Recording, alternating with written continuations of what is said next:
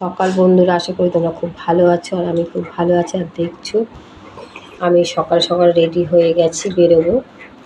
আমার কেমন লাগছে কমেন্টে অবশ্যই জানাবে, কারণ কালকে রাতে প্রচুর গরম পড়েছিল, কিন্তু আমি কুলার চালিয়ে খুব সুন্দরভাবে ঘুমিয়েছি।